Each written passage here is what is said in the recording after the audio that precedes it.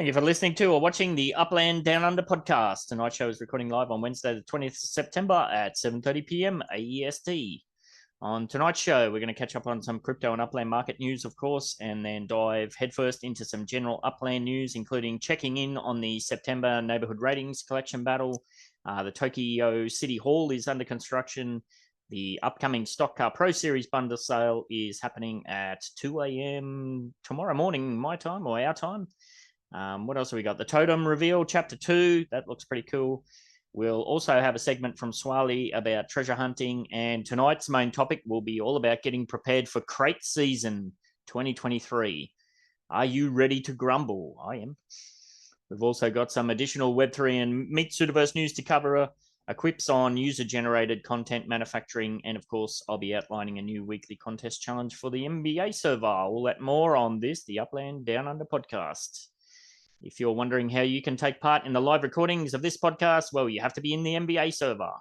What's that, you ask? Well, the link to that is in the description. I drop the link to the Zoom every Wednesday night at about 7:15 p.m. Australian Eastern Standard Time, unless it's like tonight and I'm running late.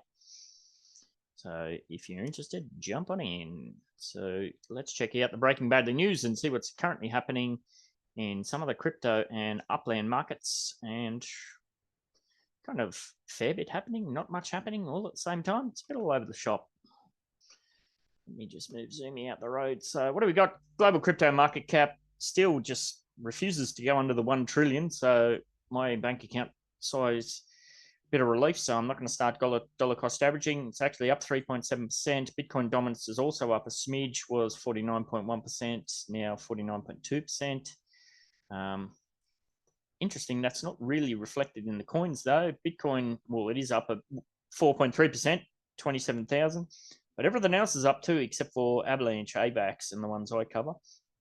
Ethereum up 3.1%, now over 1,600. Wax up a smidge, 8% boost, but it's fractions of a penny. Engines up almost 2%, Ripple's up 8.5%, back over 50 cents. Solana's had a big boost back, over 10%. Flirting with $20 again. EOS is trying to crawl back from pretty much where it was headed, oblivion. So it's up 5.6%. Polygon, similar, 6.1%. Cardano's back to 25 cents. Tron's always chugging along. Flow's up a little bit. AVAX is down 0.2%. That's probably, if I had looked at that probably 5 minutes later, it probably would have been 9.15. It was jumping around all over the place. So we'll take that one with a grain of salt. Shiba Inu's up 2.9%, and good to see Gala up fractions as well, up 2% too. So there was plenty of speculation that we're going to get down with the Gala under a penny, but see what happens. Fear and Greed Index was 34 into the fear last week, back into neutral this week, 42. So keep an eye on that one. But yeah, bit happening, not much happening. I just wish we would get to the bottom. I want to see just blood in the streets. Everybody go, oh yeah, this is definitely it. And then we can start rebuilding from that. But I don't know. I'm still very much treading cautiously at this stage. If you're a dollar cost averager or something like that, good on you. Where am I going? I'm sharing the wrong thing. I was trying to scroll up. There we go. Maybe now to do it. What's happening in Upland? So 90-day averages still slip sliding away. The transaction volume down 1.1% again. Fairly steady drop there. 90-day average trading volume down 3.8%. Getting very close to under 2,000. We'll watch that one like a hawk. Unique active wallets still hovering around the 52,000 mark. Totally unminted properties. So we had 2,172 properties or thereabouts minted through the week. And percentage of properties still locked on 92%. I had a bit more time this afternoon when I was looking through the stats on UPX land. Now, as I said last week, take some of these numbers with a grain of salt, because I'm not going to go through all of these cities and double check all of the floors. I just copy and paste from their overview data. It is fairly accurate, but it's not 100% foolproof like Detroit, London, I think Rio down there as well. That has a bunch of properties on the floor that kind of mess it all up. Lock properties, jail properties. People, when they delete their account, it sits there like a ghost property. So some of them are jacked. But I'm still marking these as green and reds, or light green, light red. And what that means is I am somebody who buys properties for UPX and flips for USD, which is something I'm going to get back into probably in the next week or so. I got back to my savings target, as we talked about last week. I've been trying to avoid buying anything and just try and save. So I've hit my savings target, so now I can start dabbling back in that again. So if you're in that game, the best value at the moment is to buy Detroit for $4,600 and flip for $3. It's always hard once that hits the floor of $3. It kind of becomes very difficult to start selling out at that point. If you are buying for UPX itself for USD, it's about volume. The margins are typically not great, and I'd rather sell 2 or 3 San Franciscos in 48 hours and get a little bit of a boost there, but you're going to get better value in Detroit, but it might sit there for 3, 4, 5 days a week. As I said, it's pretty hard once it hits that $3 mark, because instead of 1 or 2 properties sitting on the floor, there's sometimes 20, 30, 40, 50. So probably out of those ones, I'd be looking more at Buenos Aires. That's a bit more decent. Buy for 6,500 UPX and sell for just under $4. That's pretty good. But again, I'll have to play around and see with how fast they actually move. And what's the other one I've got there? Queens, buy for 5,200. Again, that's on the $3 floor. So on the flip side, and then I've marked London as red because that's the worst. If you were to buy for UPX 36,000 and try and sell it for $13.50, well, that's a lot of UPX to go on for not much USD. But as I keep saying, if you're on the flip side, if you're somebody who can buy for USD and flip for UPX, good on you, and that's your best opportunity there. Again, don't know about how fast they move. What's Manhattan doing? Manhattan's down 3% on the UPX and flat on the USD. So they tend to move pretty quickly, depending on how low this floor gets. San Francisco, that's my main focus when I'm buying and selling. Very similar to last week, down 3.4% on the UPX, which makes it a bit cheaper for me to buy, and pretty flat on the USD. So when I see that, I go, thank you very much. And I'll probably gobble a few of those up after I get done with this show. Anything else jumping out? Let's have a look. Any double digits? Arlington down 11.8% on the UPX, now under 13,000. That's right. Everything else is pretty flat. Dallas, what have we got there? Up 14% on the USD, was $6 last week, up to just under $7. That's pretty healthy. Kansas down on both. $3.99 last week, $3.70 this week. LA still flirting with that, going back down to the $3 mark. So it's down almost 10% as well. Was $3.50 last week, $3.20 as I just said. And what else? Rutherford. Ooh, Rutherford's still getting pumped. Sorry, when I say pumped, I mean the opposite. Getting dropped, I should say. So buy for 28,000 UPX. You can sell for just under $13. No, that's not terrible. But 10% drop on their UPX price from last week. And Santa Clara's had a 10% boost on the UPX, was just under 27,000 last week, up to 30,000 this week. So I don't know. Not a whole lot happening there. Tokyo's flat. Not a whole lot happening. But yes, as I said, I'm going to get back into the buying with my dividends and selling for USD, because I'm hoping to get in on some of the totem action. I won't make the same bonehead move that I made last time, and it was interesting. I put that out as its own clip and as a short, and it's surprising there was 3 or 4 people said, yeah, I did the exact same thing. And again, should know better, but it's very easy to make that mistake. So just a reminder that if you do want to buy with your USD Tilia balance, you cannot do anything on the mobile app version. If you touch anything as far as where you are in the lineup for the live sales, and then you realize, oh crap, I meant to do that on the web-based version, you're gonna get slammed. It resets your waiting period, basically. So I don't know. There's a few people in. Anything else on your radars? Buying, selling? What are you up to? Swally, you said you're gobbling up coins still? Anything else? Yeah, the properties continue to just keep popping up for $3. Well under 50% mint, so I'm expanding my web as every day goes by. So I am over 1,000 in coins now. Nicely done. Yeah, that's all. I should be able to report. I'll play around with a few different ones. I'll buy a few Dallases. I'll buy a few here and there, and I'll see how I go. See how fast things move. And that brings us on to the neighborhood ratings. If I can get the right button again. This one, there it is. So Monero's still way out in front. Currently, their score is 13.329. Midtown Terrace still holding at number 2, which was interesting because we did have a bunch of Metaventures just get approved. I know Monero had a whole swag load of them approved. There was an extra one in Midtown Terrace. I got an extra, what was it? The Random Legit shop. I just opened one of those. Didn't seem to change things at all, really. So we're definitely not going to make a run this month. Not sure about next month. Play it by ear, see what happens. But yes, looks like I don't think there's anybody that's really going to give Monero a run for their money this late in the stage in the game, but we'll wait and see. So that's all that's happening there. Now, normally I'd go over and have a look at Rodrigo's charts, but I tried to pull them up 3 times before, and for whatever reason, it just wouldn't load. Didn't want to know about it. So we'll leave it at that. It wasn't last week, I don't think.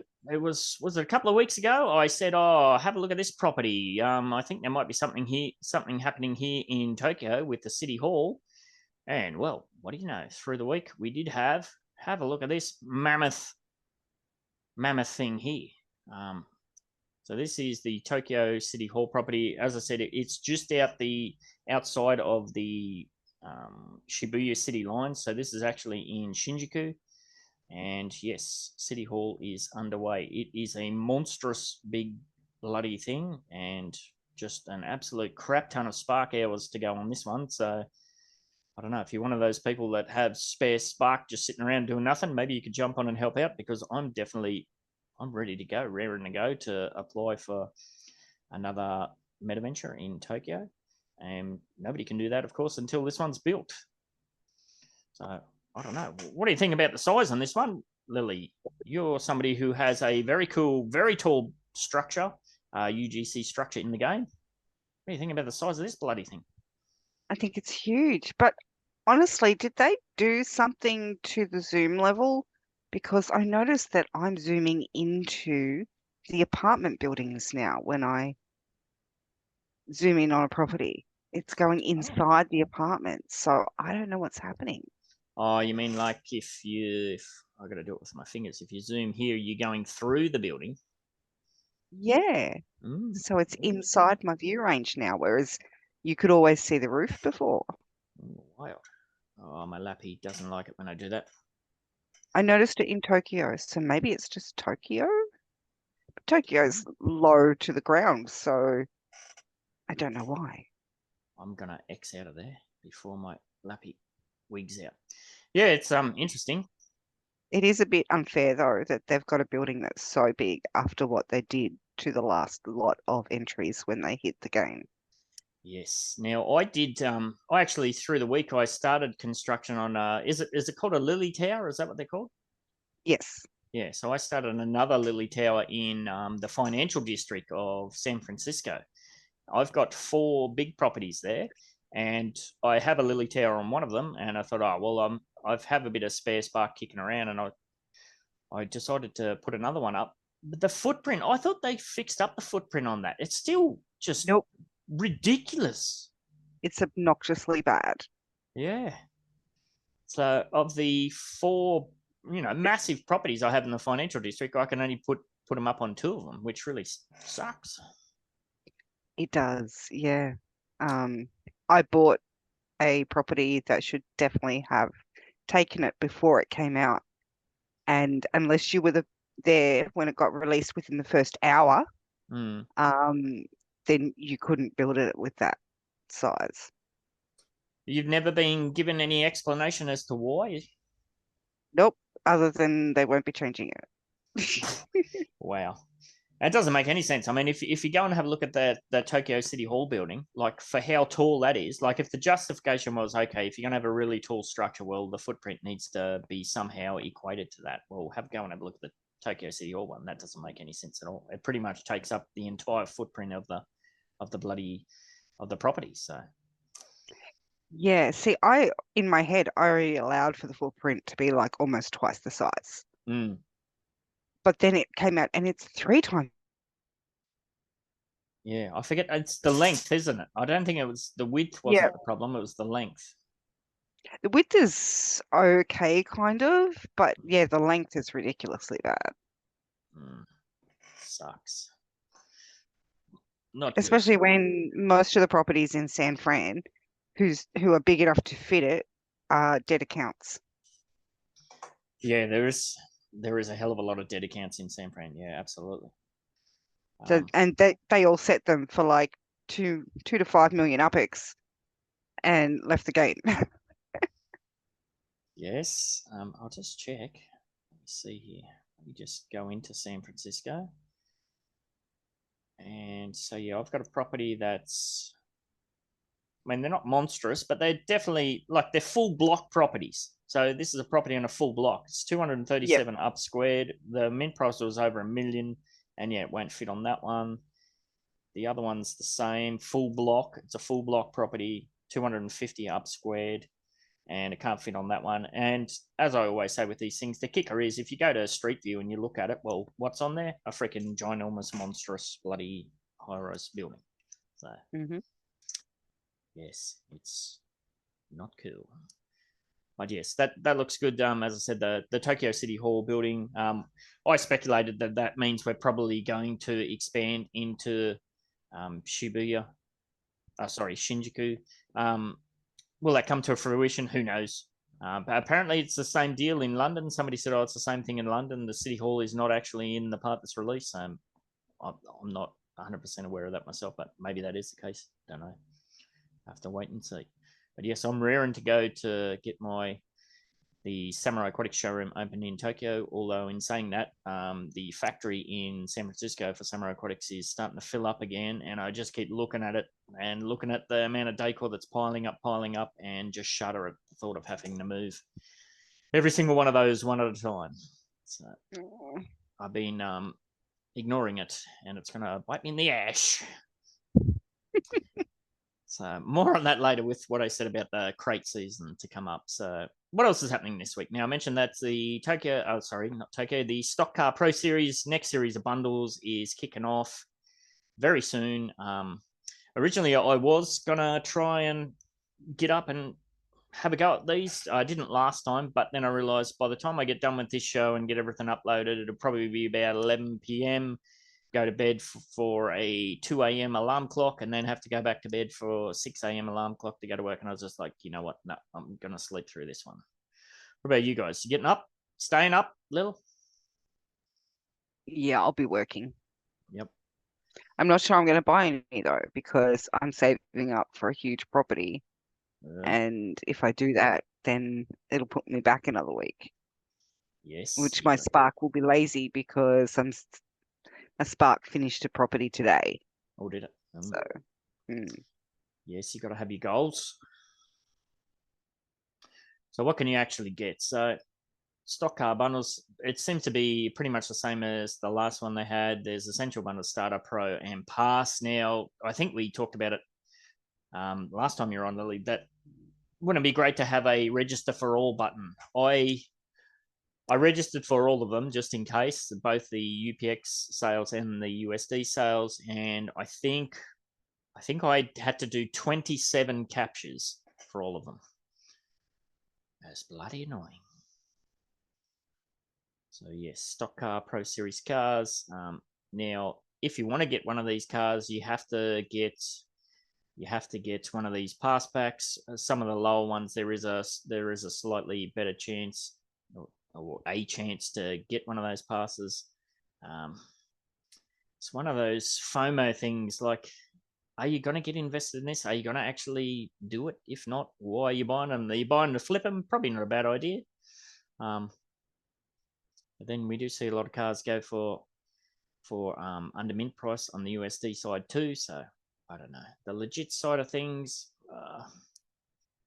doesn't really interest me, but I like the the mementos. Now, what did you say you got? You got a really good Rubens Barrichello one. Yeah, I did. Yeah, so I don't know. If I happen to wake up and, I don't know, go to the toilet or something, I might take a look, but I'm definitely not going to set the alarm. Put it that way. Yeah. Yeah. I'm probably likely to FOMO in at the last minute because I did register in case. If you get a good spot, yeah. Yes. It's always the case. If you have the funds sitting there and you're raring to go, you'll have a shit spot. If you're kind of on the fence, well, you'll have a really good spot. So I have to wait and see. Now, one of the things that I thought when I was looking through at this, yeah, the mementos look cool. All of that looks pretty cool. The legits, I was pretty harsh on legits when they first come out with the NFLPAs. They're kind of growing on me. What I think's gonna be a future problem is, where do we go down here? So yeah, we do know that the Interlagos track is going to come out. It's going to be an official race series, yada yada yada. There's promotion here to download the game, to play the racing game. If you're somebody from the Brazilian community who's all about racing, you're all over the stock car series, you love it, you're a fan of these people, you're going to see this and you're going to think, great, I'm going to come in here, I'm going to buy all these, and then I'm going to go play the stock car game. And then you're going to download the racing game that we have in Upland. What's your initial thoughts going to be? Wow, I've been sent back to the 80s. Hopefully the stock car race version that we have is a bit more fleshed out than the standard version that we're all racing around in our neighborhoods. I don't know. Do you know if there's going to be, has there been any talk about that? Is there going to be, like, are they going to deck it out more with, decor, or is it going to be, I don't know. I think it's going to be weird. If I was somebody who was a major fan of that racing series and I didn't know anything about Upland, but I did follow through and clicked and bought and then downloaded that game, I'd be like, what the hell is this? Am I being too harsh?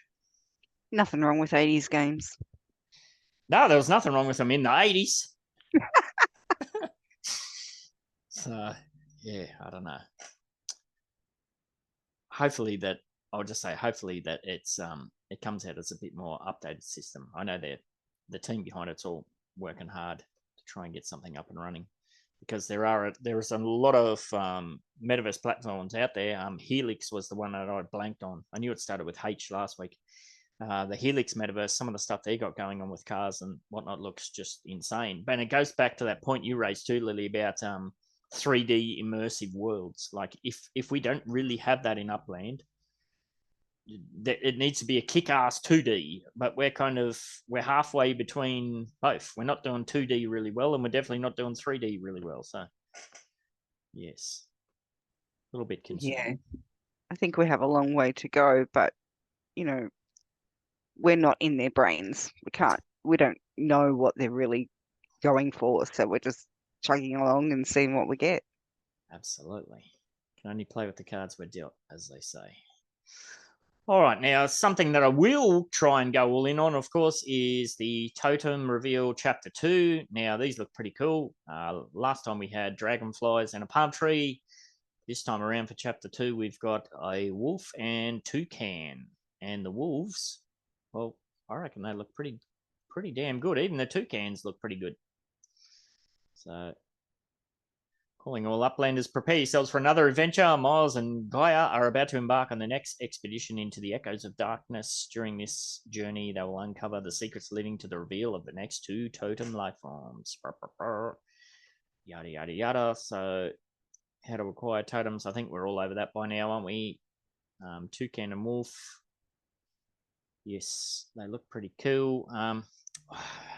Speaking of FOMO, I did through the week start seeing a lot of people on Twitter sharing images of their properties with totems just stacked up, like 5, 10, 15, heaps and heaps of totems stacking up. And I was like, maybe I'm not taking this whole totem system seriously enough.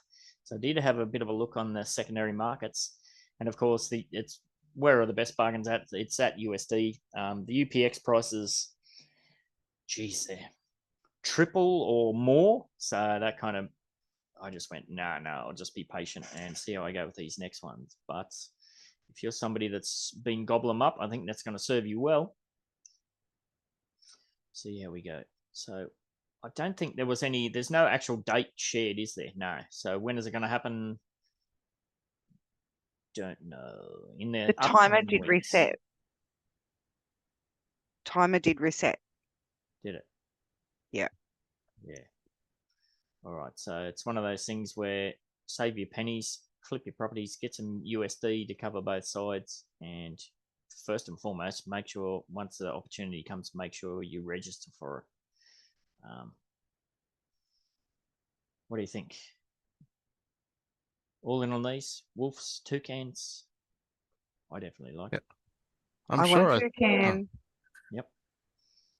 Smiley, what do you reckon? No, you're saying the timer reset. I'm sure I saw one that said it was about a week or something for registration. So I assume just after the stock car, we're going to see the registration for these. So probably over the weekend to early next week. Yeah, last time I looked, I think it was 8 days. So that's about 6 days left, I think. Yeah, that would track. So another 2 a.m. alarm, no doubt. No love for the Southern Hemisphere, folks, or the Eastern Hemisphere. I always say Southern, but everyone corrects me. It's not a North-South thing. It's an East-West thing. Yes, yes. Yes, yes. All right. So that's all we got going on for some random stuff. Now, Swally is taking over a bit of a segment this week. Over to you, Swally. What's going on, mate? All right, I'll have a crack. I have prepared a few visual aids with my advanced paint skills. So we'll see how I go with it. I'll just try and remember how to share the screen. All right, so I think I'm sharing that screen now. Yep. All right, so just put this in perspective. I consider myself to be, well, definitely not a top tier treasure hunter. So I think even Lily, some of the things she was saying has got me covered, especially with competitive. But just going to share hopefully over the next few weeks or so, I'll try and share some small tips that'll help more the newer sort of players understand some of the more technical aspects of treasure hunting. And this week I'm just going to focus on the I don't know, what do you call the zone around the Block Explorer, the discovery zone, discovery range, something like that. So, and I think if people don't give it much thought or don't really look into it, you just assume that it's a circle around your Block Explorer, which is always a circle. And I did for many months, not realizing that I don't even think I gave it any thought. I just assumed that it was a circle. And it wasn't until a treasure hunter said on a different stream one day that it's not actually a circle. And if it was a circle, as you can see, and again, this is not drawn to scale by any stretch of the imagination, but if it was just a straight out circle, you can see that property there obviously isn't shown up as green because it's not within the circle. Yep. So it's actually an oval shape, again, not to scale, and as you can see, it doesn't quite fit exactly, but yeah, so the Block Explorer is actually an oval shape with the oval being north-south rather than east-west. So your exploratory zones are longer for the north and south of your Block Explorer rather than east and west. So why this is important is if you're drifting towards a chest for the standard treasure hunts especially, and to a small extent if you want to send to if you think you know where the chest is when you're sending to it, you want to drift if possible from the north or south, as you'll find that chest slightly quicker, as opposed to drifting east-west. So I know when I'm drifting east-west, if I'm right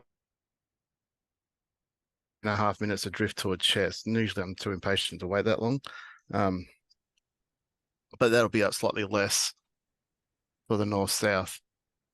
So to give you a visual indication, like if I landed on that property where I am now, which is one of my properties, a chest that looks closer to my Block Explorer, being that red star, would actually not be triggered, where the one further away is, which is the yellow star. And that used to drive me crazy. I couldn't understand why that was the case when I first started. I land directly across the road from a chest. I had to use another send, didn't register that I will trigger it. So, and it wasn't until I understood the oval that actually made sense. And yeah, now I don't get that frustration understanding those little nuances with treasure hunting. So that's the first thing I wanted to mention. The second one, and that's right. If you use something like the Tycho tool, which you can see here, just a screenshot of it with all the different properties. If you are doing standard hunting, you can hunt out your cheaper properties and pick your low sends, so save UPX. And when you're doing 2,000 chests a month, that adds up to quite a bit of UPX. So you can target north or south of your chest, even if you know exactly where it is, by knowing exactly where you're going to activate the chest rather than take a guess thinking it's a circle. Anyway, so the second part I wanted to talk about was the send button. So I'd assume that most competitive treasure hunters avoid green properties because that's where the send button tends to move. Yep. Again, being a standard treasure hunter, I don't really worry about it too much, but it is frustrating when you've got three different sorry, that's the spin I wanted. So you got three different send button locations. One in the one USD for sale, one's even you have to open up and send, which is awfully frustrating when you're up against the clock trying to race other people to a chest. So I'd like to see the send button, and to be honest, it has to be the most used button on any property. So why that's not first? I mean, I can see that people will argue that buying and selling is pretty important, but that's just a personal opinion there. I've been back when I used to do competitive hunts, I got danged so many times, and it was because I lost fractions of a second clicking on that wrong thing because you're just in like mad panic mode. Yeah, it can be 100%. super frustrating. Yep. So as I said, I assume that proper competitive hunters would just avoid green properties, which for me is sort of counterintuitive because Drinkus is one of the number one property owner in Queens who has all his properties at the minimum send fee, but his are all for sale, every single one of them. So I tend to target green properties first when I'm looking for something to send to, because chances are he owns half the properties in Queens. So, you have a better chance of getting a 20 UPX send. So, so that brings me to the last one. So this is like a little bit of a extension on that. So one thing this is a Swaley's thought. I told you the other day I had like 10 different ideas of the game. This is just something that I think could make the game a little tiny bit more interesting. You talk about fractions of a second. So when you're sending to your own property, which is the middle tab in there, which is just confirming to send to my own property, or you're sending to someone else's property. Obviously, when you send to someone else's property, it costs a small amount of UPX and a send. I don't understand why you need to have a confirm button to send to your own property. Why can't you just click on send and just automatically send to your own property, as it doesn't cost a send or any UPX? And the reason why I think this would be a good inclusion, and this is more for the competitive treasure hunters, it'll encourage you to have because I've heard treasure hunters say that they don't necessarily need a map to search in the city, and that's true. But if you can have an advantage by having properties, you have an advantage by not using up sends if you have your own properties. But if you save that fraction of a second too, by not having to confirm your send to your own property, give you that tiny little advantage for a treasure hunter in a competitive hunt to have a half decent web to be able to send to. If they can save, a quarter of a second each send they do, could be the difference between getting danged or getting the property. That's just my thought anyway. But for someone that uses 80 sends a day plus, I'd like to see that confirmation taken away from sending to your own properties. But it's one of those quality of life improvements. It'd be one of those sorts of things. Yeah. I think it helps both standard treasure hunters and competitive. Obviously, competitive only a tiny bit, but it could be the difference between getting one or not. I think there should be an advantage for someone that owns a property as opposed to someone that doesn't in the area. And we're only talking, what's the difference? Half a second, quarter of a second. So it's only a fraction of a difference, but again, it could be the difference. And then if you're doing standard hunting where you're sending to your own properties all day long, so, a quarter of a second adds up and you're sending it hundreds of times. So, and if you're not you can't accidentally, if you accidentally send to your own property when you're not hunting or something like that, well, there's no big deal. Like, so what? And if you're in a different city, well, obviously you can't send. So I don't see what the downside is to removing the confirmation for a send to your own property. Yeah, well, it's just superfluous, isn't it? Because it's not, if you send to your own property, it's not it's not a blockchain transaction, so it's completely unnecessary. It's probably just a case of the existing mechanics are there, so they've just been lazy with the coding. Yeah, or maybe they just never thought about it, but Mm. I think with obviously spending hours a day doing it, with just thinking about it, just to me, it doesn't make sense to have that confirmation button. I don't think you need it. I don't think the game would be better without it. But that's just me, just my thoughts. And if other people agreed and it picked up some swell, it'd be awesome. If not, it is what it is. It would also help on when you've got city releases, like or expansion areas and that. Any sort of thing like Well, that. exactly right. So you can send your, if you're doing the leapfrog technique or something like that, 100%. Yep. Just again, it's only fractions of a second, but sometimes they can make a difference. And if it doesn't, well, what's lost? I don't see the downside personally, but if other people have opinions on it, I'd love to hear them. Yeah, if you're racing for properties, fractions of seconds make a huge difference. So yeah, no, it's 100%. And that's oh, sorry, go ahead. I was literally going to say that, and that's my thoughts for this week. So yeah, that Taco tool that you mentioned, that's something you're using on the web-based version, eh? Yeah, I believe he was going to bring out, and I haven't spoken to him for a while, and I was considering using that as a segment one week. I got to reach out to him again and have a chat with him and see where he's at with it. It hasn't been an update for a while. It's a bit clanky. It's a bit laggy. There's definitely disadvantages to using it. Certainly wouldn't use it as a competitive hunter. Absolutely not in a million years. As a standard hunter, yes, it can save time, but it still slows it down a bit. But having said that, you can toggle it on, see your lowest send area, use picturing where that oval sort of shape is, whether you're going to activate the chest or not, even if you know roughly where it is. And it can save it instead of clicking on a few different properties. No, that's maximum fee. No, it's maximum fee, which is, I hate people that set it at maximum fees. I just think that's so. I don't know what the right word is, but for a fact that there's no way in hell they're paying maximum fees when they send. So why do they expect other people to pay maximum to their It just doesn't make sense. It's just yeah. I've let chests go because I refuse to pay the maximum just out of spite, out of yeah. You're not getting my 100 UPX, god damn you. Yeah. I'll miss out on a potential spark chest just because I don't want to pay you 100 UPX. Yeah, I think it's in San Francisco. There's an area in the bottom right that's Star Labs, I think it is, has just bought up almost an entire neighborhood there, and all at the max fee. So that's one of the areas where you actually, like you said, you actually look for the green properties because that's not one of his properties and it's not going to be the max. So yeah. There's quite a few of those in Queens as well. So yeah, I bought one right next to it. One bloke owns 2 blocks side by side, and I bought one right next to it, and I get so many sends to it. Yep. Because people are just hoping that it's not in the middle of the max send fee, and unfortunately it is. But at least I can drift to it if it is one of those. Yeah, you're probably not aware, but there was a conspiracy going around. It's probably 6-8 months ago, something like that. Ben 68's a prick because his account's worth this much, but he's got all these send fees. I forget which city set at the max, and I was like, which city? I was like, oh, that's just from the city release, and I forgot to reset it after the city release. Like the classic thing, if you're in a city release minting battle, and especially if you're doing this is a tactic I used in Chicago. If you're doing the prop hop minting, you set them all to max. Yeah, you set them all to max as you go because people. It's again, you're talking about fractions of a second. If they think, oh, hang on a minute, it's just all of those little fractions of a second add up, and it's just a case of I just forgot to reset it at the end. So it's not even that too. Like Abdullah is a player that sets all his properties to minimum fees, which is awesome, and I love that in Queens because he owns so much of Queens.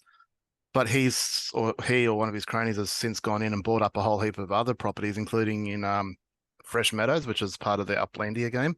Yep. And they've obviously forgotten to set the send fees to minimum there. So he owns like 3 blocks in a row of all, which is only the default fee. So, but when you're used to landing on all 20s, you're now paying double all of a sudden, and it's an Abdullah property, and you're like, he doesn't need my 40. Like, go away. Yes. Yeah, especially like you when you're grinding the percentages, and as you said, if you're doing that many chests a day, it does add up. Yeah, well, I did get my send fee down to under 21, which is pretty much all but 1 or 2 sends to 20, but it can be that. And Queens, there's a lot of players have it set at minimum, which is great. So I reckon there's more than half the properties already at 20, so it's not hard to find a 20. Just a few little pockets here and there that it's not. Yes, and there is another thing too where people are using outdoor, not outdoor decor. They're using the crates, aren't they? They're putting the Yeah, crates especially in the decorating. new cities. They did that in London and now Tokyo. So if you're hunting in those two, you can look for the crates first. Yeah, that's a little hunting tip. I guess that's for you competitive because you're not when you can see that crate doing competitive, you just go straight for it instead of clicking on it. So yeah, I don't own that many crates, so I can't participate in that little scheme. But Well, that is a good segue into what I had as the main topic for tonight, which was crate season 2023. Are you ready? So what do I mean by that? Well, shit, it's almost September's almost over. So what's after September? October, and October's always big in Upland for the Halloween events, of course, decoration contests, and then not long after we've got Christmas and yada yada yada. So it is the kind of the main decoration season.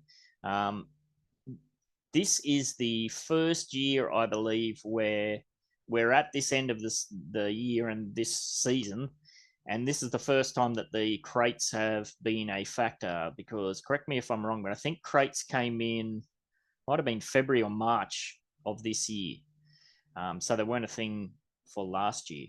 And I said, are you ready to grumble?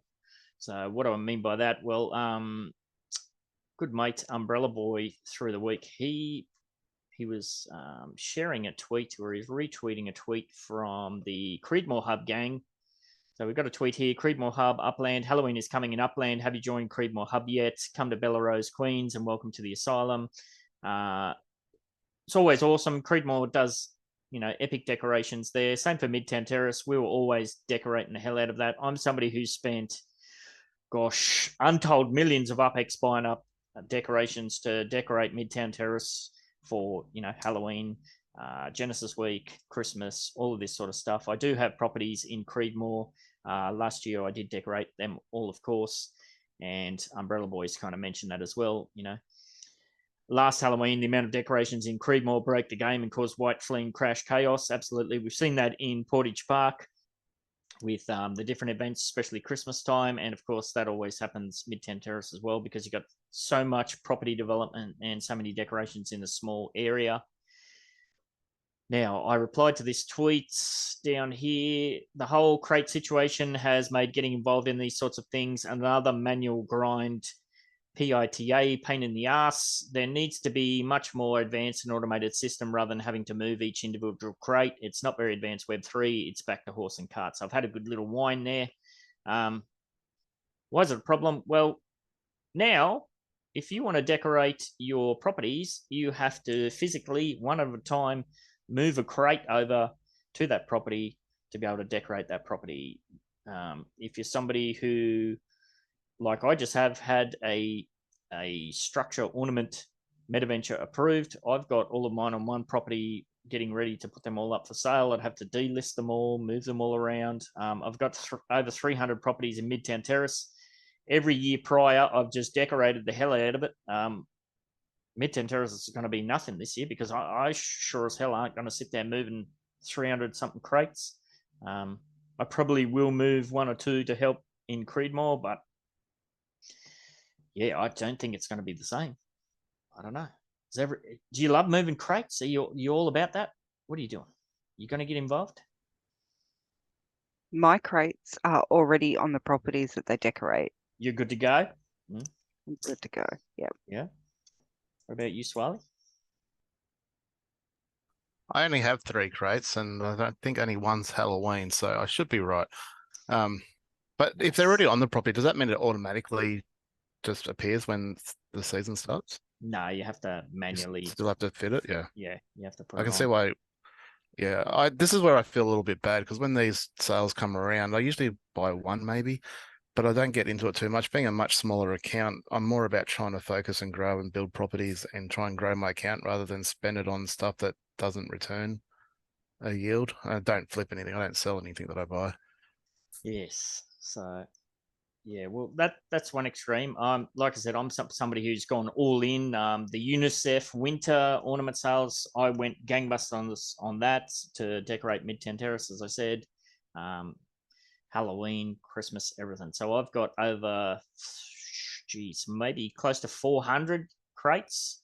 And when I was on holidays in Japan that last time, whenever we were on the train or something, I was just moving a couple at a time. So I spent days and days and days and days moving them over to this property. It's just below Midtown Terrace. It's in Diamond Heights, the neighborhood below. So I moved them all there, got them all nice to go for my Midtown Terrace ornaments meta-venture. And yeah, I sure as shit I'm going to sit there moving all those to every property that's all around the place. So personally, I'm a little bit disappointed in that. I get it that there had to be a way for them, especially with UGC manufacturing. If you're manufacturing structural ornaments like Lily's involved in, there had to be a way to do that. The kicker was when the crates system first came in, of course, they just dropped them all over the place. Bloody crates everywhere. So I spent, as I said, days and days and days tracking them all down, move them over to this property. So I had them all in one place so I could apply. Yeah, I'm not going to spend days and days moving them around Midtown Terrace, Portage Park, everywhere. So kind of sucks that I won't be getting involved. So how could they, or what could they do with this? We do know there is transportation mechanics long been talked about, speculated about for outdoor decor map assets. We would assume that's also going to involve moving crates and whatnot. Who knows? Perhaps it will be a system where you can punch it all in and where you go, you send your truck off to deliver it and it's going to show up on your property. But again, it's going to be a very laborious process, finding the address one at a time. So I don't know. That's kind of my personal whine. So if you are somebody that is looking to get involved in things like Christmas, Halloween, yeah, maybe start thinking about trying to move those crates around now before it gets to crunch time, because it does take a lot of work. It takes a hell of a lot of work. And it's one of those jobs that it's easy enough to do, but it just eats up the hours. It just eats them up. Hours and hours and hours, moving little tiny bloody things around, especially if you're a mobile player like me, you're scrolling in on these little freaking things. It's even, like, we do know that the stamps of what the crates are, it is written on them, but on mobile, I mean, it's only so far you can zoom in. So, Pino, I just can imagine just sitting there on my phone, just raging, trying to find out, trying to find one particular item that I want to send to one particular property, and I'd have to click on 50 crates to find where it is. There is the asset search does help a bit, but again, it's just eats up the time. So, like I said, if you do want to get involved in that, start moving them now. And don't forget oh, no worries. We got a new member, Wainasa, jumped in. No worries, mate. I forgot what I was going to say, but yeah, crates. Ugh. Something else I have to manually do. I think I said before we kicked off, I've got a bunch of outdoor decor map assets sitting in the San Francisco factory for Samurai Aquatics, just staring at me, that need to be moved too. And I just keep looking at it and my eyes start twitching. I just don't want to sit there moving them. I want the transportation mechanics to come in. I want to pay to have it done, but careful what you wish for. It might be just as bad. Have to wait and see. So that's pretty much all that's happening in Upland. Anything else on your radar that's been happening through the week, Upland-wise? I think everyone's just hanging out, waiting to go, aren't we? We still haven't had the big, massive news about, whatever X1's been banging on about. Any more wild speculation kicking around about that? No, I was just about to ask you about that, because Dan was doing the same thing again last night in his stream, just bang on about all this top secret stuff that we shouldn't hear about. And I'm like, this is just getting more annoying now. Yeah. Like, it'd want to be bloody good news now, like, the way they've hyped it up so much, but yes, they hyped it up so much. So I don't know. I want to get excited, but I'm scared to get excited. Yes, it's always the risk when you hype something up that much. It's going to be a big, massive wow, wow, wow. But you never know. You never know. How about you, Lil? Anything on your radar? No, I mean, it could be so many things. So, and the one that Cheese came up with was a pretty good one. So I just listen to what everybody thinks and go, I'll just wait and see, because I can't pin my hopes on anything. You're just going to get let down. Yep. Yeah, well, it's one of the good points, I suppose. It could literally be anything. Could literally be anything. Who knows? Yeah, I agree with Lily. My hopes are on something to do with Spark and utility of Spark, but yeah, I agree with Lily. Don't get your hopes up too high. Yes, save your bickies because it's going to come with a price tag, I would imagine. It'd be nice if it was something to like we talked about last week or the week before. It'd be nice if it was something that was follow up on the roadmap and that. But by the way they're hyping it up, I think it's going to be some new big partnership or some new big Web3 development or something like that. Even dark mode. I mean, people have been screaming for Oh dark my mode for God. 3 years now, and More. even that, would be a big thing for anybody who, can't stand to look at all that white and blue. Oh, I think the first two things back in the Telegram days, like this is way, way back. So probably within the first couple of weeks of me joining and starting to play, I was requesting dark mode. And can we please get automatic zoom turned off especially for treasure hunting on mobiles? Okay, sucks. So yes, those two things, yeah, that would be nice. But yeah, imagine everyone would be rioting if that was what come through. Dark mode. Woo! Yes. well, I don't know. There's a certain percentage of people who actually get headaches looking at the screen, so they would do the woo. Oh, Absolutely. I'd definitely love it, but it's like, whoa, you can't hype something like this up this much for something that should have been in from the onset. So yes, especially like I say, especially for folks like us, if we stay up or get up at 2 a.m. to do these things, yeah, it can be very jarring on the old 2 a.m. eyeballs. Yes. You talk about partnerships. I really hope it's not a partnership with Gala. Well, they're already in partnership with Gala, so. Oh, are they? Yeah. There was already, what was that, Lil? That was Yeah, that might be before Swali's time. So yes, Yeah. that had a huge money injection from yeah. Gala about a year and a half ago, maybe a bit more. It's like blocky avatar-y sort of things. I forget, I'm blanking on the name of what it was, the main project. Okay, Um, well, it must have been before my time. I didn't remember that one at all, but no, just with their bad flavor at the moment. So that was more tongue in cheek that Yeah, no, announcements all saying that, but yeah. no, there's definitely a tie in there somewhere. Whether that's, well, I'd imagine because, like you say, with the legal, what they're going through now, I'd imagine that's all put on the back burner. And a lot of people have said, "What about Gala? What about Gala?" But then there's a very long history of Upland having these partnerships or these kind of things, and then nothing comes to it. What about the classic Hyperloop in what was that? Off Chicago. What's that city? yeah, to Cleveland, yes, and Cleveland. they Yeah. still haven't got any movement on that. It just disappeared. Yes, man. Yeah, that was her whole thing. Sign up to be part of the Better program, the Better within the Better it was going to be, and that was. I'm pretty sure that was the only reason Cleveland got released, and yeah, nothing. So of course, I would imagine that Upland enters these things with the best of intentions, but a lot of these things are well and truly out of their hands.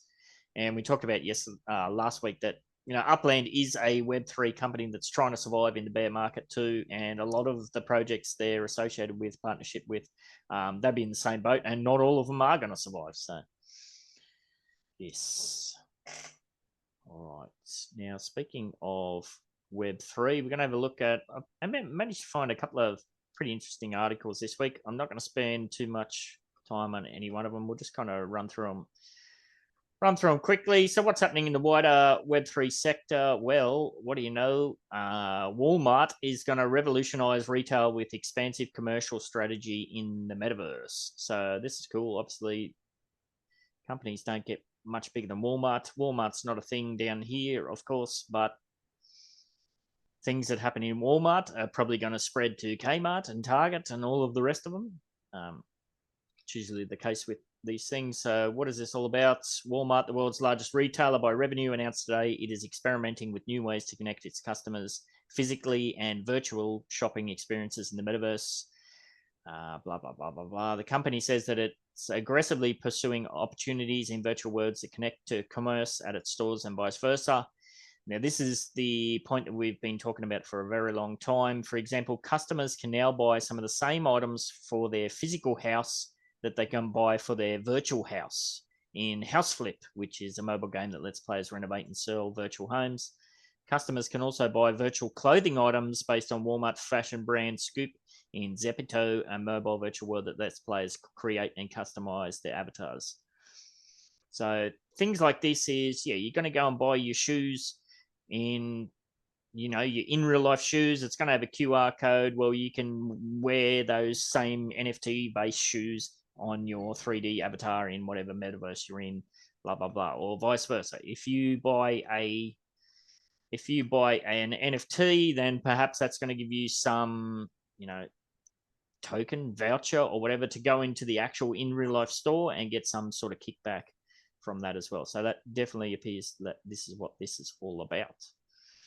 So not only are they looking to develop new ways to meet and engage with customers, but they're looking to experiment with a new type of commerce, virtual commerce, one where customers can not only continue buying virtual goods like clothing for their avatar, but now their real world counterpart. Yep. So I think all of this is really cool. What do you think about this, Lily? You're somebody that's heavily involved in this sort of aspect of creating stuff for virtual worlds.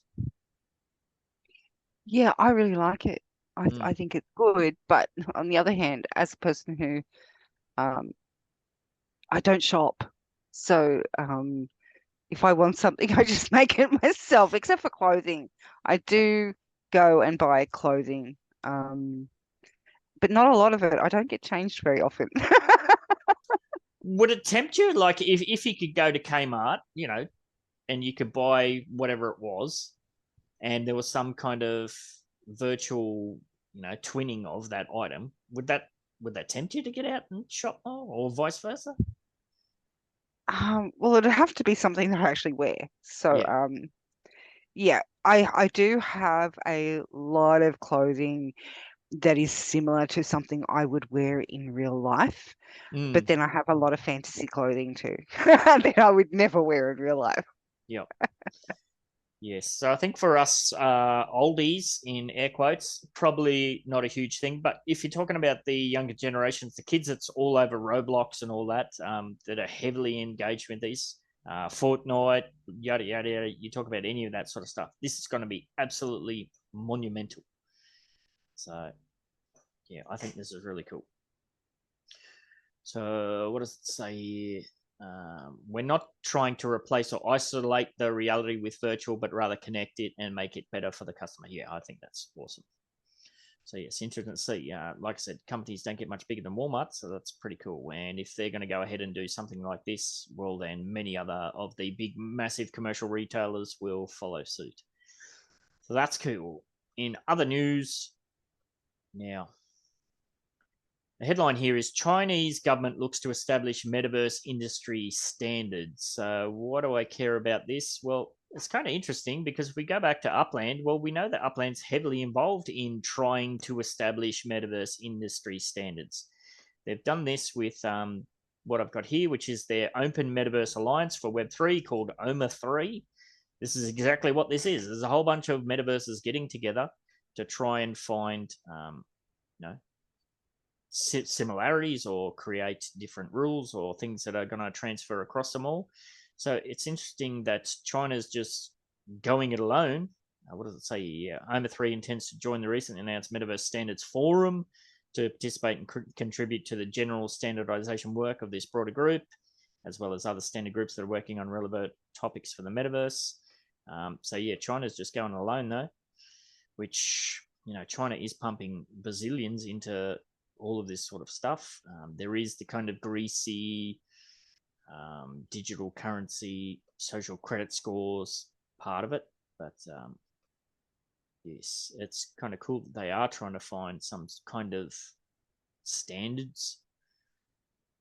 So this is one of the problems that kind of comes up a lot whenever you talk about metaverses. The lack of clear definitions within the metaverse industry has allowed certain individuals and businesses to drum up speculation. Currently it's all speculation, isn't it? So I just thought it's interesting that yeah, something as big as the Chinese government is looking to do something that many of the other, shall we say, established metaverse communities are already doing. And I do have another one here too, because we know that Upland is also involved in the species.io foundation, which is about getting standardized things for animals, plants, blah, blah, blah, blah.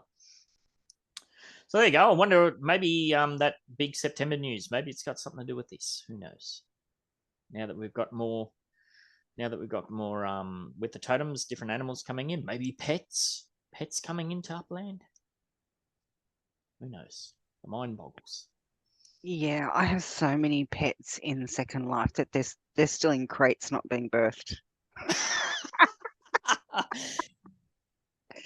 Oh boy. You just end up with too many that you just have to give up. Well, that's kind of like me turn with them all my in- actual crates. Yeah. So you turn them all into pets. There's a difference between breeding and pet. So breeding means that they just keep breeding and you just keep getting more. And pet means you basically never have to feed it again and it just stays there as follows you around and plays ball if it's a dog and all that kind of stuff. But you don't ever have to feed it again. But as long as it's breeding, you have to make sure it's fed and watered, and like it ends up just too much and you just end up with all these crates everywhere. Yep. So yeah, we'll have to wait and see. All right, there's a couple more to go through. So this one's particularly relevant to us because this is an Australian article. So cryptocurrency, NFTs, and tax. I've been banging on about this for years and years and years to be careful of what you do here. So Mark Chapman, Director of Tax Communications at H&R Block, examines the tax implications for NFT and cryptocurrencies. At this stage in the game, all of the requirements for crypto is pretty well established in our neck of the woods. We have been talking about, well, how are they actually going to deal with NFTs though? So I'm gonna skip over all the crypto stuff because, like I said, everything there is pretty established. Basically, any trade you do is potentially a taxable event, either a capital gain or a capital loss. And the subheading here is, how does the tax treatment of NFTs differ? NFTs, non-fungible tokens, another type of crypto assets, blah, blah, blah, blah, blah. NFTs typically record ownership. Yes, we know all that. Tax treatment of NFTs follows the same general principles as cryptocurrencies. If the token is created or acquired as an investment, it will be subject to the capital gains tax rules on disposal, whereas if the token is created or acquired as part of a business, it will be subject to income tax. Okay, so what do we care about this? Well, in Upland, we are buying and selling property card NFTs and even Block Explorer NFTs, legit NFTs. It's all NFTs. Everything's an NFT. So if the token is created, meaning the NFT is created or acquired as an investment, it will be subject to the capital gains tax rules on disposal. Well, I don't think anybody's buying or selling things in Upland for not an investment. How you want to define investment is up to you, but I think it'd be pretty hard to argue the case that it's not an investment. On disposal, now this is where it kind of gets a bit interesting. Now, does this mean on disposal within the app? If we're buying for UPX, which is an in-game currency, and we're selling for UPX, which is an in-game currency, it does not have a specifically externally tied fiat value to it, but it kind of does. I don't know. That could get very scary very quickly. Yeah, I'm pretty sure in-game currency doesn't count. Yeah, we would hope so. But does it mean if you're buying, if like what I do, if I'm buying a property with I get my daily dividends. I get my 68,000 UPX a day daily dividends. Part of that I buy properties for with UPX in-game currency, but then I sell that for USD. So my cost basis there is zero. I'm selling for USD, but I'm not taking the USD out. If I was then to buy a totem pass or something with the USD, that is a fiat currency. Is that a taxable event? Should I be tracking all of those buys and sales?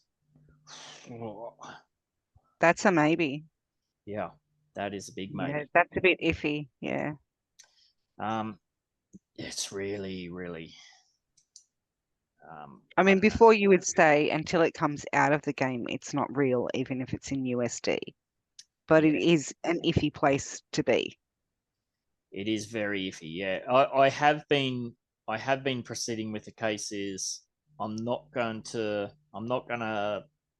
claim it or put it out there until I've pulled it out of the actual ecosystem to my bank account. But you just don't know with the way that these things evolve. Like I said, the crypto kind of ecosystem is well established with the tax. Most of your tax agents now, they should have some idea of what to do. It's not like it was 2, 3, 4 years ago where you go and talk to your old mate, the tax department guy, and they just got zero clue whatsoever. Now, pretty much that's pretty established rules. But NFTs, and especially like Upland with all of these in-game mechanics and all of these different things, Web3 projects, it's so that the tech is far outpacing of the regulators. So I don't know. It's just something to be wary of because it could get very messy very quickly.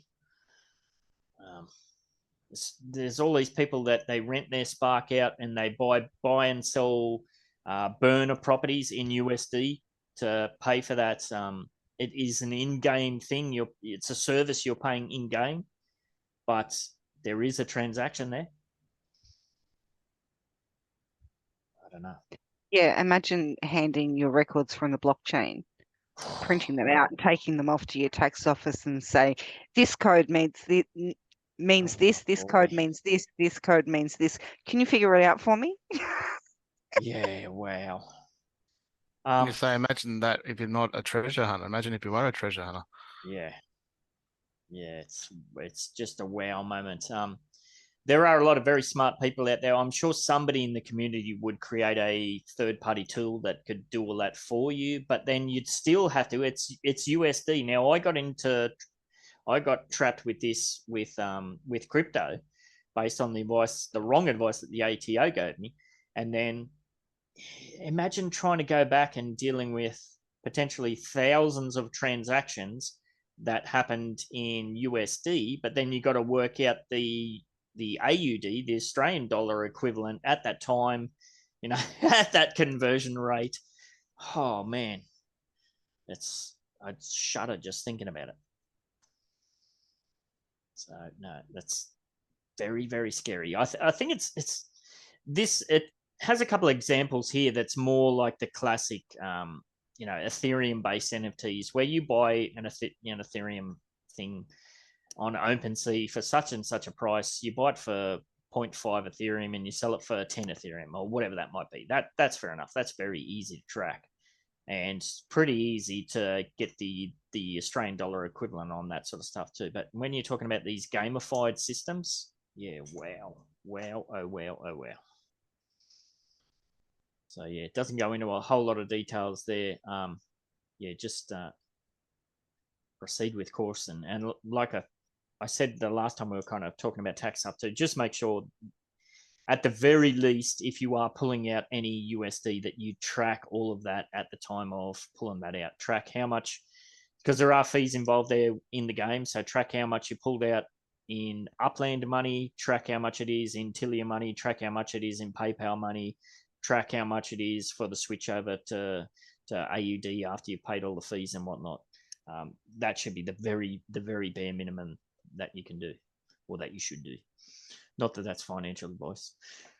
Do your own research, of course, but yeah, something to look out for. Now, that's kind of shitty, kind of newsy. Let's get on to some fun stuff. So, if you're into Formula One, like I am, Honda is going to launch a bunch of NFTs for the Japanese Formula One. Oh, who's that? Lily. Somebody jumped in, but it went all robot. So this looks pretty cool. So in celebration of its Formula One legacy, Honda Motor Co.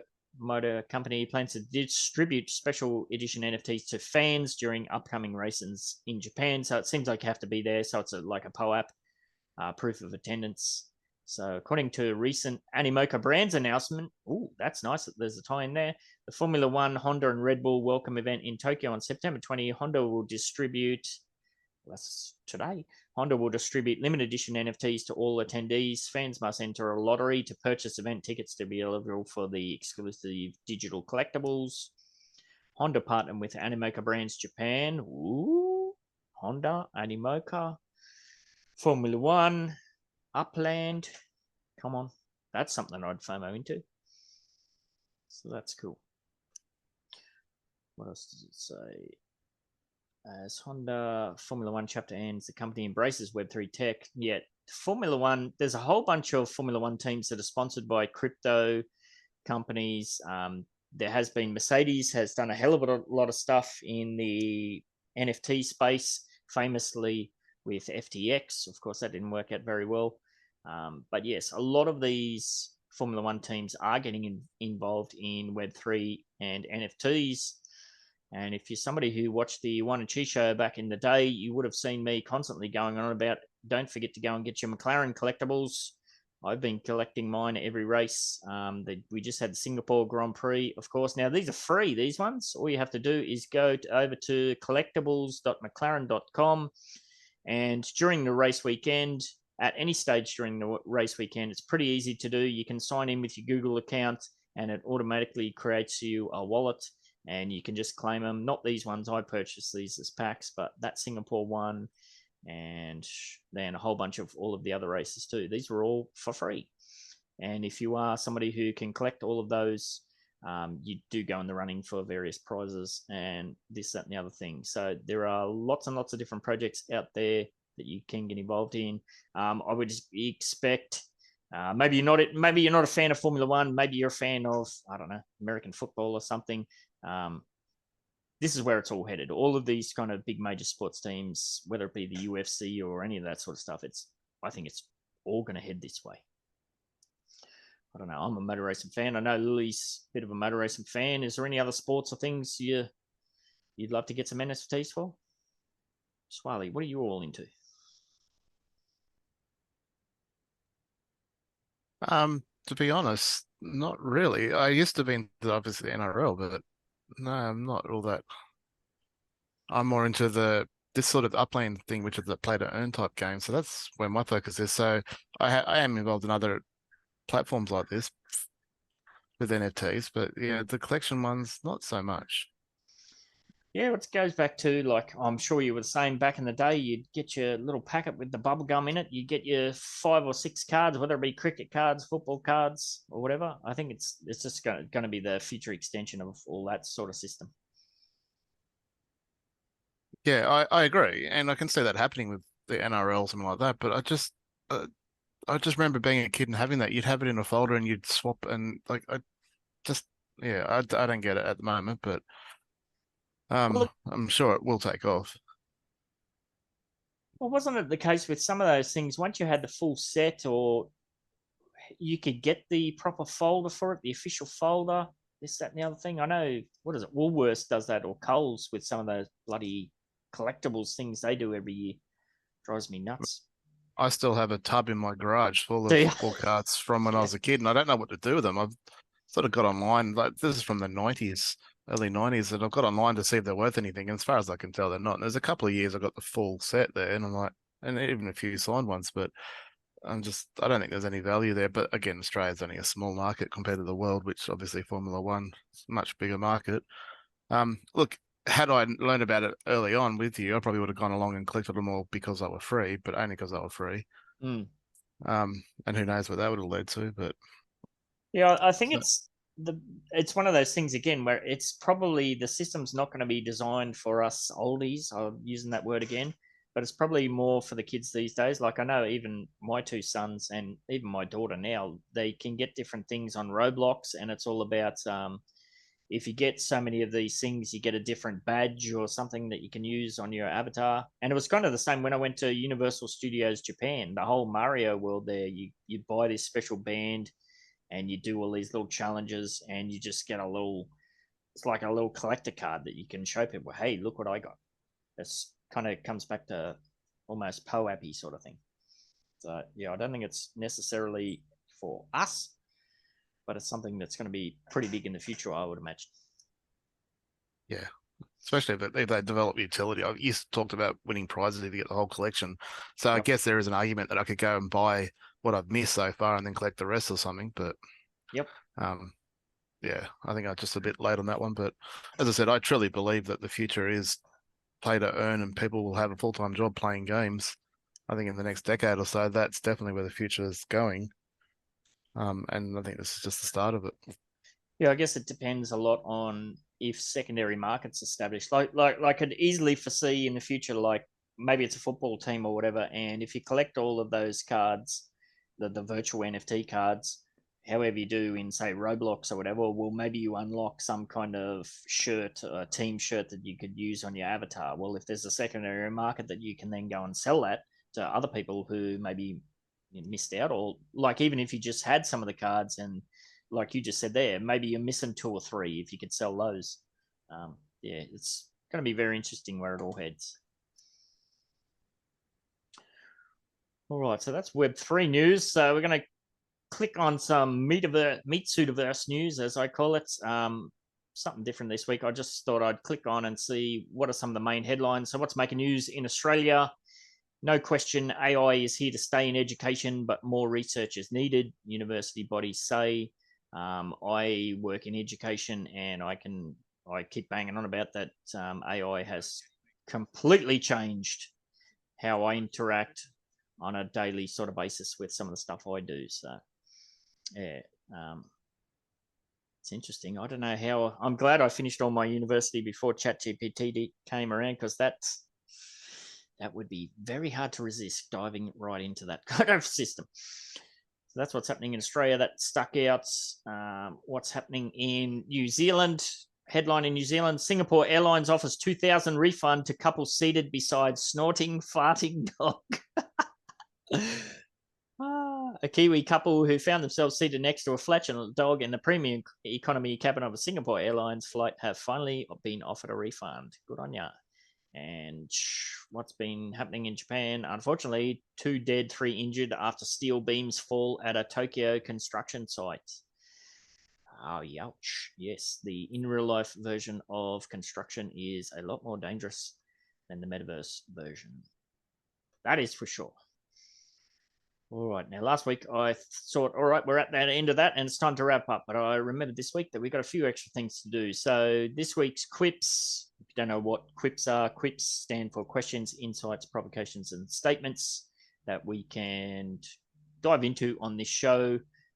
We are out now. I think today's one is the last one that was in the Google form list. So if you have a question, an insight, provocation, or a statement, and you want to get yourself a prize, then click on that link to the Google form and drop something in there. And you might win, just like this week. Angry Ursia asks, could you cover some of the processes and lessons learned in manufacturing? Goes on to say, you shared some screenshots a while back, but it would be helpful for prospective manufacturers to know what they are getting into. That is a very good point there, getting into. So manufacturing in Upland. I'm somebody who applied for the very first opportunity to get involved in user-generated content, geez, way back in the day, and then nothing happened for 2 years, and then everything happened all at once. Lily, you're heavily involved in that now, so maybe you can add some perspective on that as well. Oh, no, I don't have any open factories yet. Well, I've been submitting models, but the factories are still not open. But that's a perfect insight, which is what they're asking. So what are some insights into manufacturing? Patience. Everything takes a... Well, the stores are open. Yep. So I'm going to be paying dues on stores which go with factories, but the factories are still not open and producing. So they're empty. Yes. Yeah, there's so much to unpack there for manufacturing. Maybe if somebody had some more specifically directed questions. So, what are the main aspects of manufacturing? Well, okay, you need to have some idea of what you want to make, or at least what you want to sell. There's a lot of people now doing kind of cookie cutter. Here's some assets. Buy this for $5, and you can sell it however you want. There's people doing that. There is a lot of teams working to build stuff for specific projects.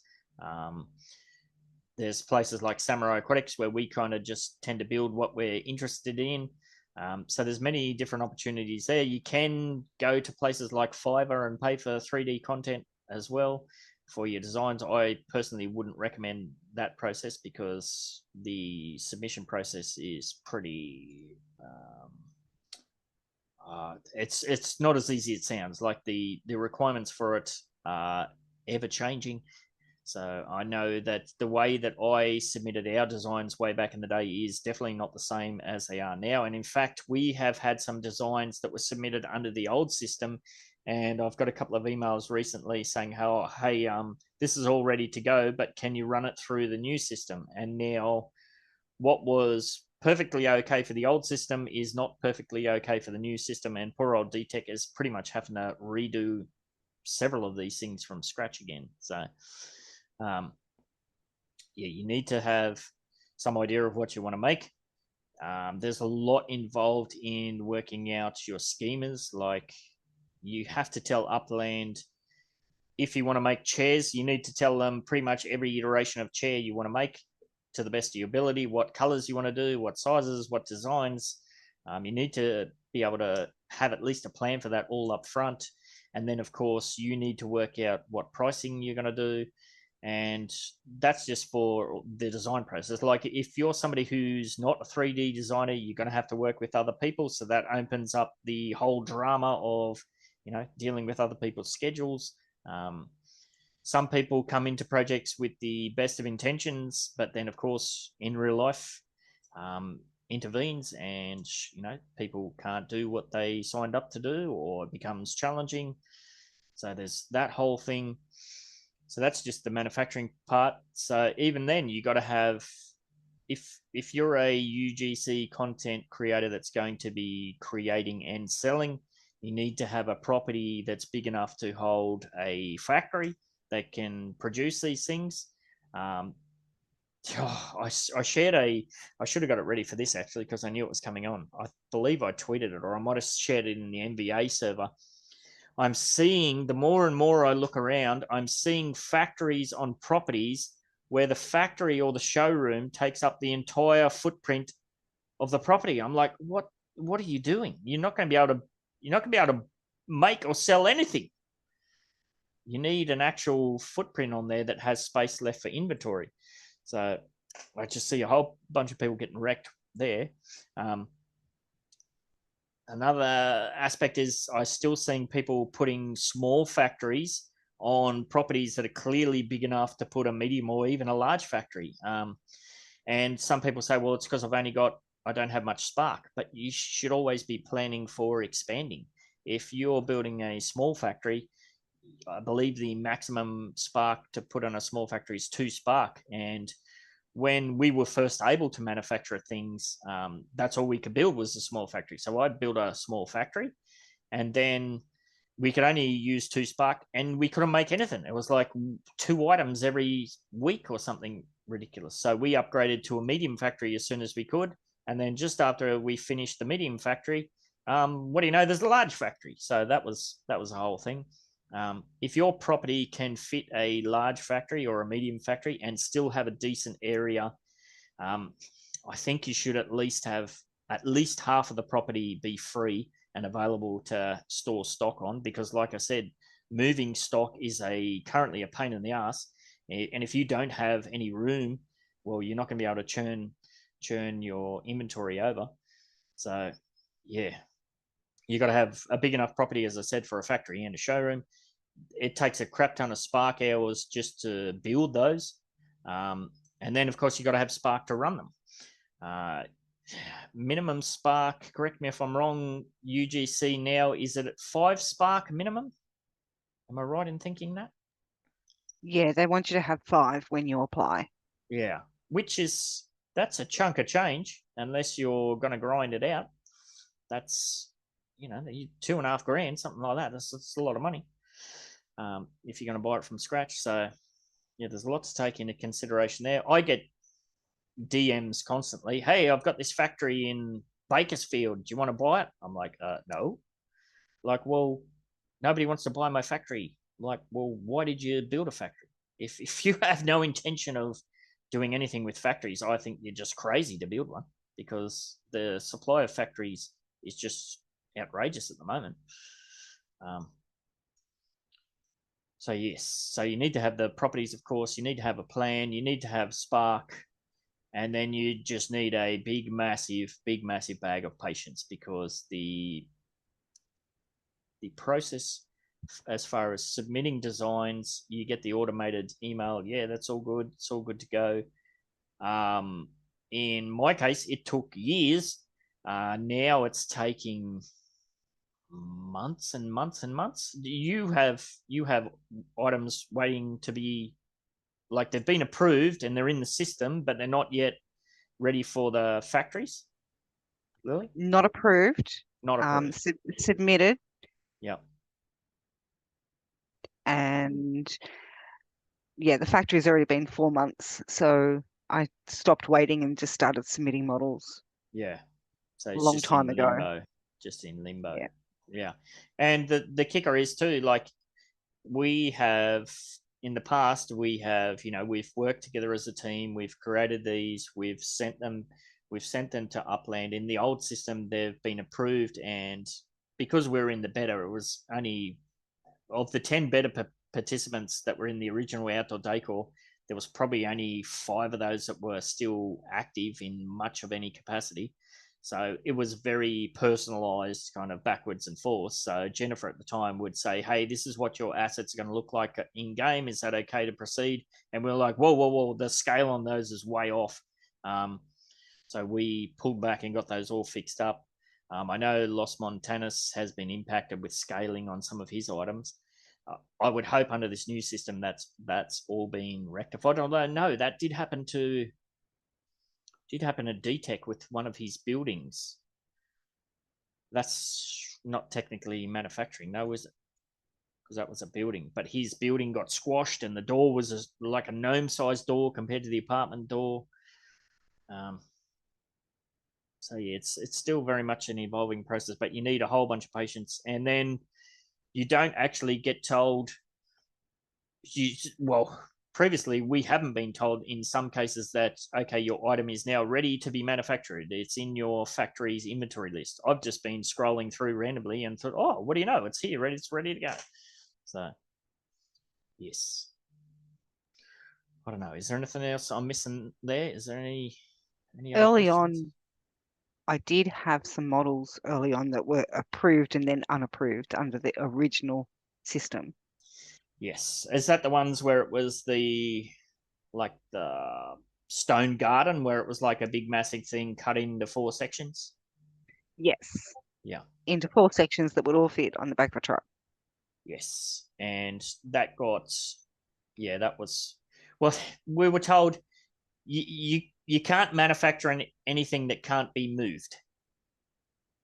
Like, okay, it's got to be like a temporary thing. So when we submitted our pool and whatnot, we made sure we called it a portable pool. So yeah. Yeah. So, well, mine had water, but it was only like an inch deep. Yeah. The water was only like an inch deep. And so that's like, in your backyard if you put in a tiny little piece of plastic and pour water in it. So. Yes. Yeah. And it couldn't have nothing representing the life, which is funny because my original business pitch that I submitted was outdoor pools and outdoor garden ponds with, and I had like the different rarities we're going to have. Okay, so this pond has lily pads, and if a better rarity has lily pads and koi fish, and this one has lily pads, koi fish, and a fountain. And that was in my original pitch, and all of that was approved way back in the day. And then it came time to, okay, you can start making your stuff, but by the way, now you can't have any water or any living things. And we're just like, what the? Yeah. So, yeah, I think that's been taken care of now. you can't have anything shiny. I believe shiny metal things are still a no-go, which I don't know why, for whatever reason. But yeah, there's a lot more involved than you think. So yeah, it's one of those things that if you're all about UGC manufacturing, yeah, absolutely get involved with it. I think it's a very good opportunity. At the very least, you're going to learn a whole bunch of skills. But yeah, there's however long you think something's going to take you, times it by 10, and you might come close. However much drama you think is going to be involved in getting it done, times it by 10, you might even be close.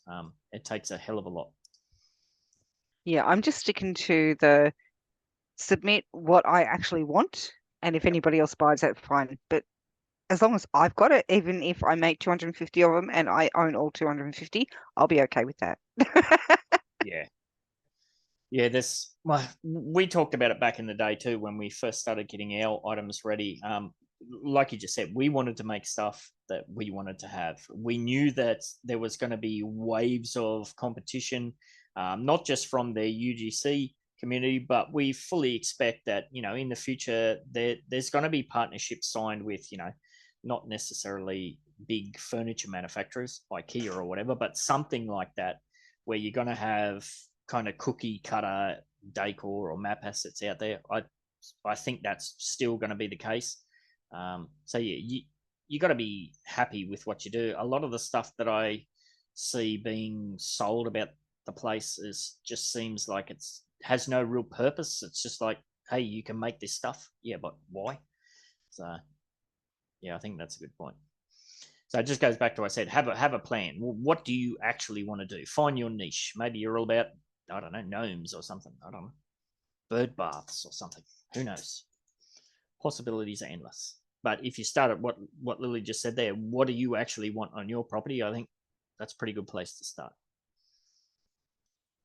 But yes, the biggest one that I see that people just keep falling for is, yeah, don't build a small factory on a large property, and on the flip side, don't completely fill your property up with the structure you're building, whether that be a factory or a showroom, because you're not going to be able to do anything with it. And basically, you've just eaten a whole bunch of spark hours for nothing.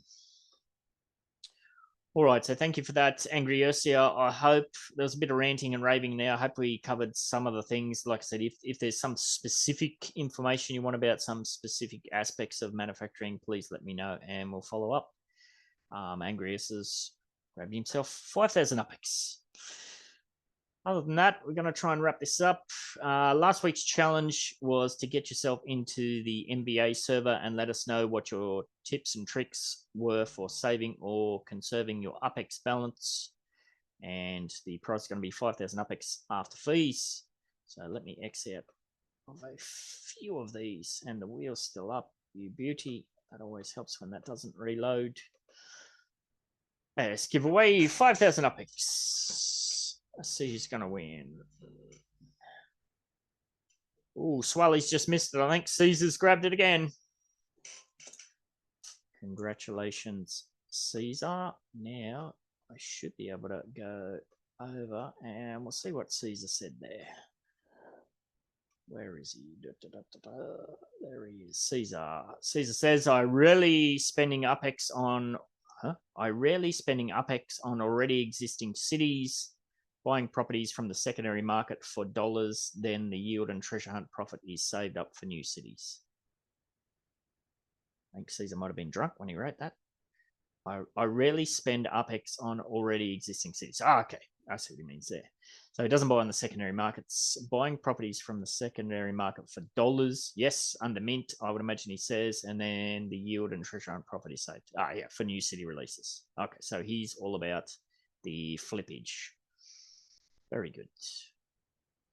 And just while we're there, we'll check in CAS. My tip is to do as you just did and remind myself of everything yet to be unrolled.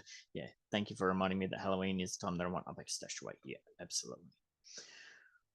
All right, so that's that, but we need to give away some more.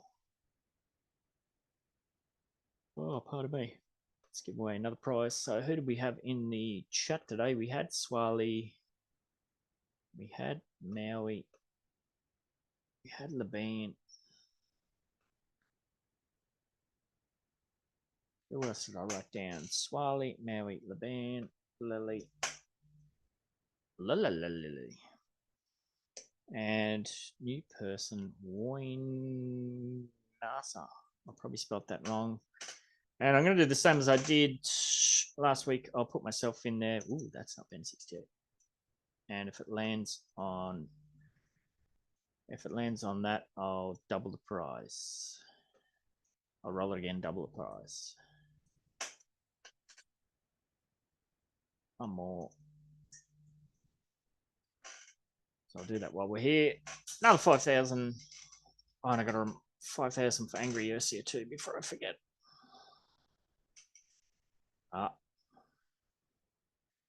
Congratulations, Maui.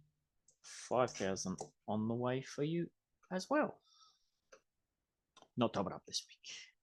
My UpX balance breathes a little sigh of relief. So that was last week's challenge, of course. In this week's challenge, again, get yourself in the contest channel in the NBA server and let us know if and how you're going to get involved in Crate Season 2023.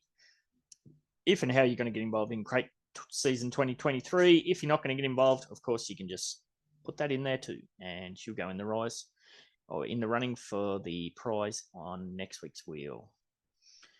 That's all I've got this week. I don't know, Lily, Swally, nothing else you want to touch on? No, I'm good. Thanks for the show. No worries. Thank Good you. look. No worries. Oh, did Yep. New Zealand have another earthquake this morning? I don't know. I think they did. It's not those laser beams out the sky again that's burnt. Apparently, that's what everyone, the tinfoil hatters are saying. It's a directed energy beam that created the earthquakes in New Zealand and the fires in Maui. Oh, okay. I haven't heard that. You haven't? Oh my God, that's a whole Twitter thing that's kicking off too. My algorithm on Twitter is just, it's out there. Obviously, I didn't go down the rabbit hole on the UFO thing enough to get to that. Yes, it's all tied in. Yeah. But yeah, I'm not sure. All right. With that being said, a reminder that if you are in a time zone that fits in with the Wednesday night recording schedule of starting at 7:30 p.m. AEST and you'd like to get involved, the link to the weekly Zoom will always be dropped in the NBA server about 15 minutes before the show starts. And don't forget also that if you have an Upland NFT or Metaverse product, service, or event to promote, or you're just somebody who's engaged in Web3 who'd like to have a chat, opportunities are always available to jump on this podcast or the Metaverse and Beyond podcast. Just send me a DM on Discord or drop a comment in the YouTubes to discuss and secure your spots. Good luck if you're getting up or if you're staying up or you're waking up for the Stock Car Pro Series. Good luck for you. And we believe we'll probably talk before the Totem release, but we'll see how we go. Alrighty, laters.